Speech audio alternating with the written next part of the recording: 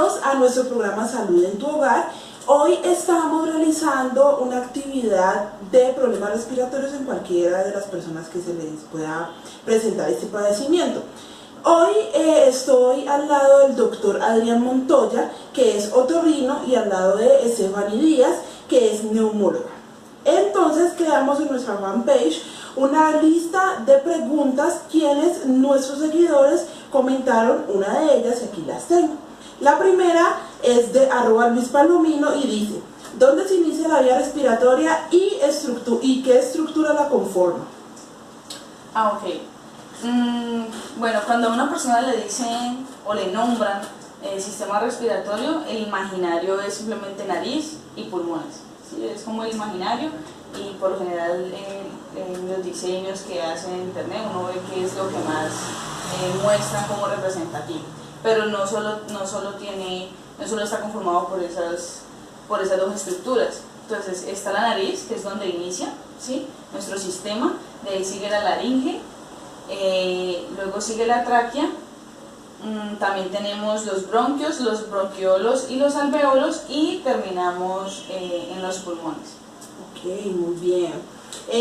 Otra pregunta, que esta es de @Juliet García, dice: ¿cuáles son las llamadas vías de conducción en el sistema respiratorio?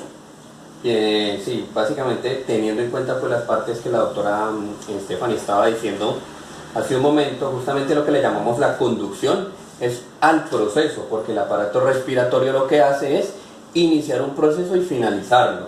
¿Con qué? Con el aire que nosotros aspiramos o respiramos. Entonces es un proceso que inicia en la nariz, pasamos por la laringe, el aire va pasando. Por supuesto, mientras vamos pasando por esas partes que nombró la doctora Estefany hace un momento, ese mismo aire, el mismo cuerpo se encarga de hacer limpieza, de ir quitando partículas para que el aire llegue lo más puro posible hasta los pulmones. Cabe recordar también que lo que necesitamos nosotros como seres vivos del aire que respiramos es concretamente el oxígeno, que la verdad del aire que consumimos es muy poco, ya que vienen otros tipos de gases en mayor proporción.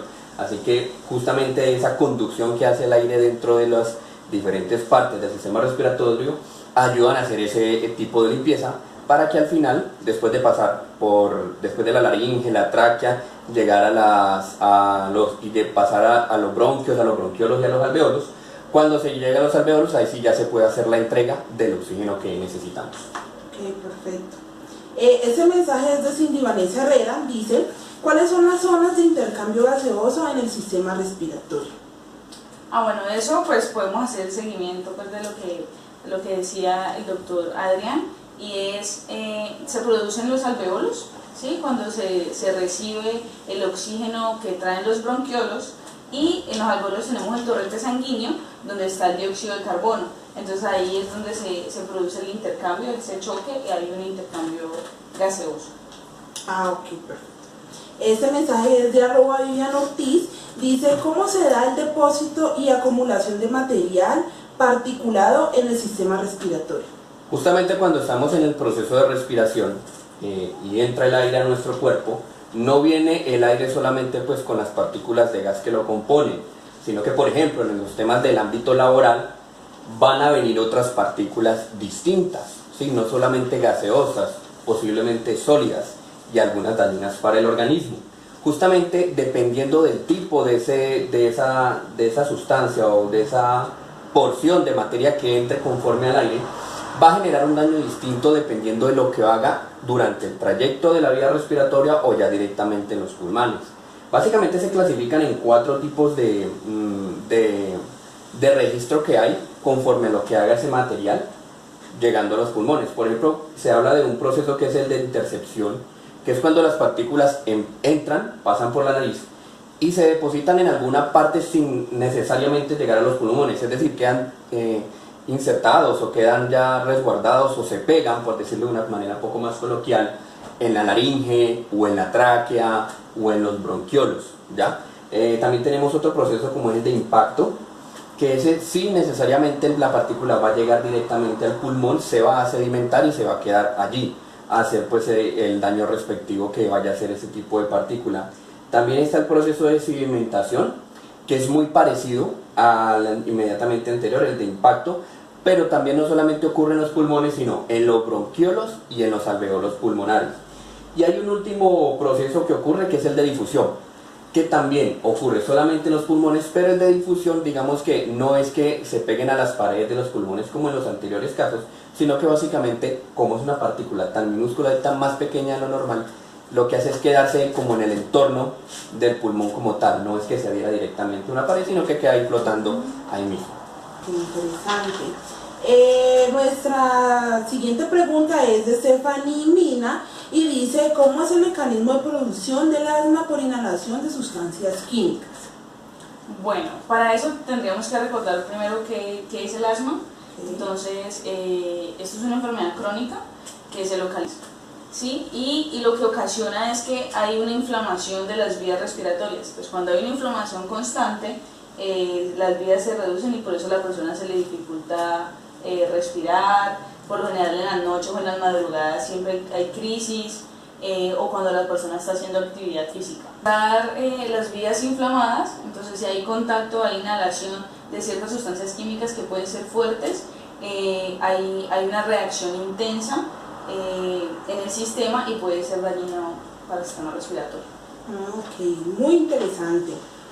Nuestra siguiente pregunta es de @Diana García y dice: ¿cuáles son los agentes asociados a la producción de efisema y cómo es su mecanismo? Bueno, sí, efectivamente la enfermedad como tal, el enfisema pulmonar, pues justamente es uno de los tipos de enfermedades de lo que catalogamos una enfermedad pulmonar obstructiva crónica o un EPOC.